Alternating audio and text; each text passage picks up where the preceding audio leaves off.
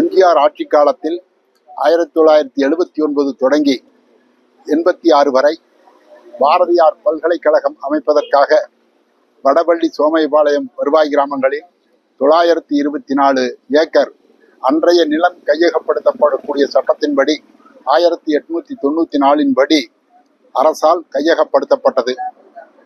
ஒரு சென்ட் இடம் 33 ரூபாயிலிருந்து 85 ரூபாய் வரை என்று அற்ப விலைக்கு கையகப்படுத்தப்பட்டது. இந்த இழப்பீடு மிக மிக குறைவானது, இதை ஏற்றுக்கொள்ள முடியாது என்று பாவப்பட்ட சிறு குறு விவசாயிகள் நீதிமன்றத்திலே வழக்கு தொடர்ந்தார்கள். 2002ஆம் ஆண்டு நீதிமன்றத்தினுடைய கோவை நீதிமன்றம் தீர்ப்பு கொடுத்ததற்கு பின்னால் அரசு வம்படியாக உயர்நீதிமன்றத்தில் முறையீடு செய்தது. உயர்நீதிமன்றத்திலே 16 மனுக்கள் தள்ளுபடி செய்யப்பட்ட பின்பு உச்சநீதிமன்றத்திலும் தலையீடு செய்யப்பட்டது.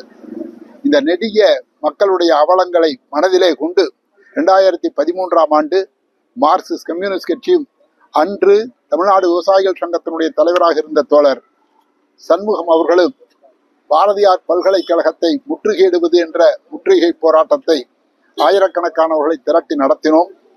43 கோடி ரூபாய் அன்றைய அரசு அதற்கு விவசாயிகளுக்கு வட்டி தொகையை விடுவித்துக் கொடுத்தது.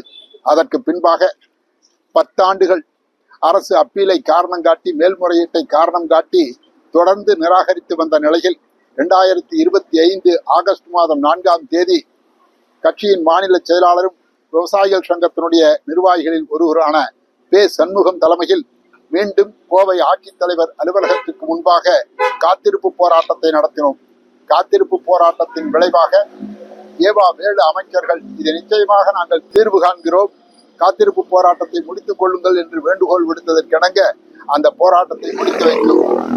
அதற்கு பின்பாக 10க்கும் மேற்பட்ட சந்தர்ப்பங்களில் எப்போதெல்லாம் தமிழகத்தின் பிரச்சனைகளுக்காக மார்க்சிஸ்ட் கம்யூனிஸ்ட் கட்சியின் மாநில செயலாளர் தலைமைச் செயலாளரையோ மாநில முதலமைச்சரையோ சந்திக்கிற போது பாரதியார் பல்கலைக்கழகத்திற்கு நிலம் வழங்கியோருக்கான இழப்பீட்டை வழங்க வேண்டும் என்று தொடர்ந்து வற்புறுத்தியதனுடைய விளைவாக இன்றைக்கு அரசு பாரதியார் பல்கலைக்கழகத்தினுடைய 195 ஏக்கர் நிலத்தை டிட்கோ நிறுவனத்திற்கு கொடுத்து அதில் கிடைக்கக்கூடிய 164 கோடி ரூபாயை இந்த விவசாயிகளுக்கு இழப்பீடாக வழங்குவதற்கு அரசாணை வெளியிட்டிருக்கிறது.